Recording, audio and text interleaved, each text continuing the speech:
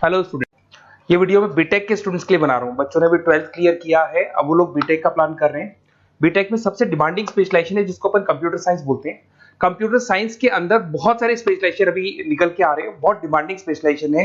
इसमें आपको मिलेगा आर्टिफिशियल इंटेलिजेंस है, डेटा साइंस है, रोबोटिक है, user experience, full stack development, cyber security, EV, ethical hacking मिलेगा आप लोग को, that is finance minor, fintech मिलेगा, गेम डिजाइनिंग मिलेगा आपको, क्लाउड कंप्यूटिंग मिलेगा। तो अपन लोग डिस्कस करेंगे इनको सारी एक एक करके, सबको डिटेल में डिस्कस करेंगे। उससे पहले गवर्नमेंट का अनाउंसमेंट देखते हैं कि बीटेक में इन स्पेशलाइजेशन का डिमांड कैसे आने वाला है। तो गवर्नमेंट ने अभी अभी अनाउंसमेंट किया है और न्यूज़पेपर में आया था, ये न्यूज़पेपर के अंदर डिटेल में आया था कि 2027 तक 42% काम आर्टिफिशियल इंटेलिजेंस और मशीन लर्निंग करेगी। एआई और एमएल ही सारा का सारा काम करने वाली है, और जिनको स्पेशलिस्ट है, एआई और एमएल का स्पेशलिस्ट है, उसकी जबरदस्त मांग आने वाली। तो 2027 मान लो 3 या 4 साल में आ जाएगा। और अगर आज से आप बीटेक पे ये वाले स्पेशलाइजेशन चूज करते हो तो फ्यूचर में बहुत जबरदस्त डिमांड आने वाली है।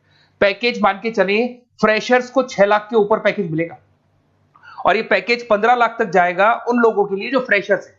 और अगर धीरे धीरे आपको एक्सपीरियंस हो जाएगा तो पैकेज 25-30 लाख तक जाएगा। अपन इनको सबको डिटेल में डिस्कस करने वाले हैं। सबसे पहले अपन स्टार्ट करते हैं फर्स्ट वाला, artificial intelligence and machine learning दिखाई देगा आपको। देखिए, बड़ा इंटरेस्टिंग स्पेशलाइजेशन है। अगर आप एआई एमएल की बात करें तो आप लोगों ने चैट जीपीटी देखा होगा, बार्ड देखा होगा। आजकल करीब करीब बच्चा बच्चा भी चैट जीपीटी को यूज कर रहा है।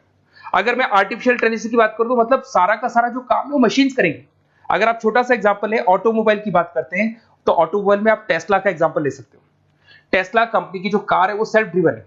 तो मशीन को आपने पूरी टेक्नोलॉजी को समझा दिया, अब मशीन उस काम को करेगी। इसको क्या बोलेंगे? आर्टिफिशियल इंटेलिजेंस बोलेंगे। बहुत सारी कंपनीज हैं इसमें, हेल्थ केयर में, फाइनेंस में, ऑटोमोबाइल में, रिटेल में, टेक्नोलॉजी में, हर जगह पे जॉब की रिक्वायरमेंट है। हर कंपनी को जॉब का रिक्वायरमेंट है। अगर आप हेल्थ केयर की बात करेंगे तो हेल्थ केयर कंपनीज को रिक्वायरमेंट है, फाइनेंस में पेपाल हो गया उसको रिक्वायरमेंट है, ऑटोमोबाइल में टेस्ला हो गई, बड़ी बड़ी कंपनीज हैं जो अपनी सारी की सारी गाड़ियों को ऑटोमेटिक करने के मूड में, तो वहां पे रिक्वायरमेंट होगा। रिटेल कंपनीज में अमेजन में, वॉलमार्ट में रिक्वायरमेंट है, और भी बहुत सारी कंपनीज हैं, आपका फेसबुक है, नेटफ्लिक्स है, सब जगह पे एआई का रिक्वायरमेंट तो आने ही वाला है। तो आप ये मान के चले जबरदस्त डिमांडिंग कोर्स है। अगर आपका प्लान करते हैं तो बहुत अच्छे पैकेजेस लगने वाले हैं आपके। सेकंड कोर्स अगर अपन देखें तो आपको दिखाई देगा, ये तो एआई एमएल की बात हो गई। सेकंड कोर्स की अपन बात करते हैं, that is BSc in data science. बहुत इंटरेस्टिंग कोर्स है, और साथ ही साथ यहां पर पैकेजेस बहुत अच्छे लगते हैं, और आप जो जॉब करेंगे टॉप मैनेजमेंट वाली जॉब करेंगे। अब स्टूडेंट्स कहते हैं सर टॉप मैनेजमेंट का मतलब क्या हुआ?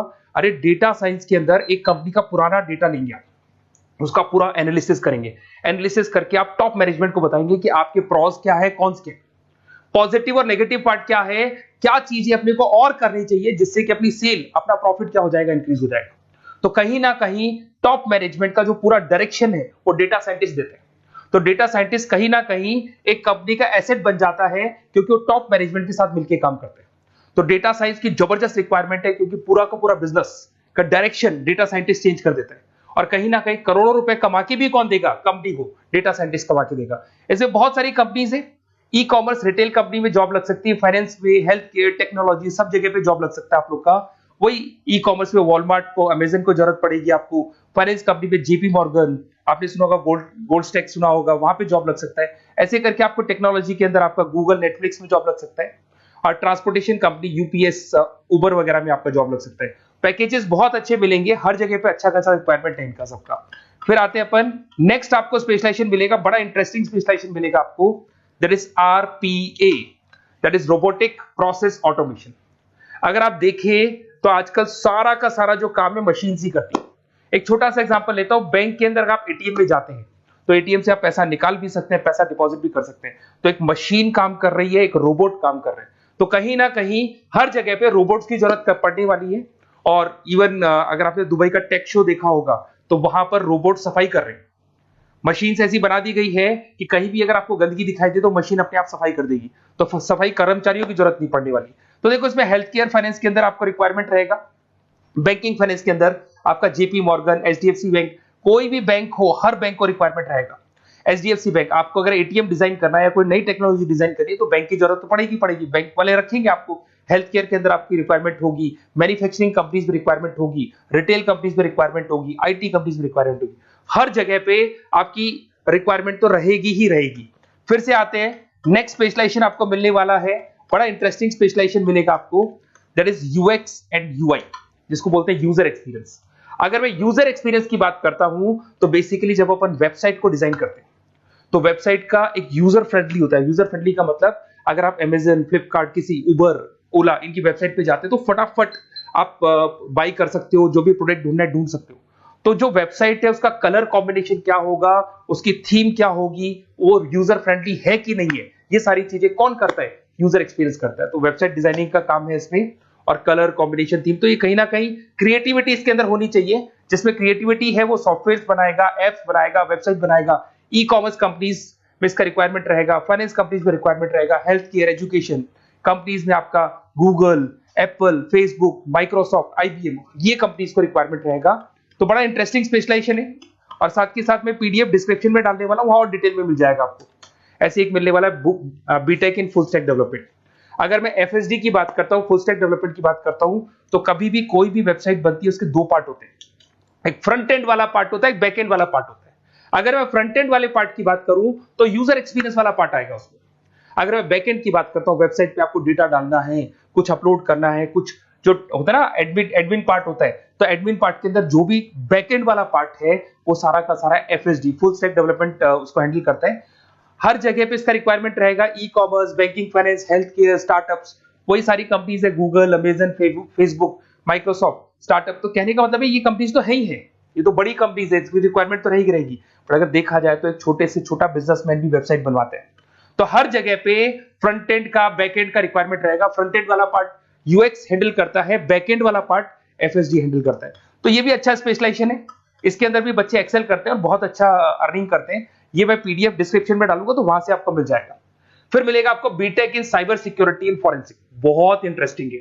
अगर मैं साइबर सिक्योरिटी की बात करूं तो आज का जो डिमांडिंग कोर्स है ये है। क्यों? उसका रीजन है, अगर आप देखें तो जैसे जैसे आपका डेटा ऑनलाइन जाता जा रहा है, आपके सारे ट्रांजेक्शंस ऑनलाइन हो रहे हैं, बैंक के सारे ट्रांजेक्शंस ऑनलाइन कर रहे हो, इवन आपका फेसबुक, इंस्टा पे आप डेटा डालते हो, मतलब फोटोज वगैरह डालते हो। अगर फेसबुक, इंस्टा हैक हो गया या बैंक अकाउंट हैक हो गया तो सोचो आपका सारा पैसा गायब हो जाएगा। तो कहने का मतलब है साइबर सिक्योरिटी का डिमांड तो बहुत जबरदस्त आने वाला है, क्योंकि जैसे जैसे चीजें ऑनलाइन होती जा रही है सिक्योरिटी सिस्टम्स तो उसमें लगानी पड़ेगी। उसके अलावा फॉरेंसिक है, बड़ा इंटरेस्टिंग है। फॉरेंसिक आपने सुना होगा, गवर्नमेंट जॉब्स लग सकती है, सीबीआई में जॉब लग सकती है फॉरेंसिक के अंदर। आपने देखा होगा कि वो लोग डीएनए टेस्ट कर रहे हैं, फॉरेंसिक के अंदर आता है सारी चीजें। उसके अलावा वो आपका फेस टेस्ट कर रहे हैं, रेटिना टेस्ट कर रहे हैं, थंब टेस्ट कर रहे हैं, ठीक है। तो ये सारी चीजें जो होता है ना, कई बार कोई क्राइम हो गया, क्राइम स्पॉट पे जाके आप चीजें देख रहे हो तो फॉरेंसिक में आते हैं। तो इसमें सब जगह पे फाइनेंस, गवर्नमेंट एजेंसीज, डिफेंस में लग सकते हो आप, हेल्थ केयर हो गया, टेक्नोलॉजी हो गया, यहाँ पे तो गवर्नमेंट एजेंसीज को जरूरत है, दिख रहा है, एफबीआई, एनआईए, यहाँ पे आपकी रिक्वायरमेंट हो सकती है।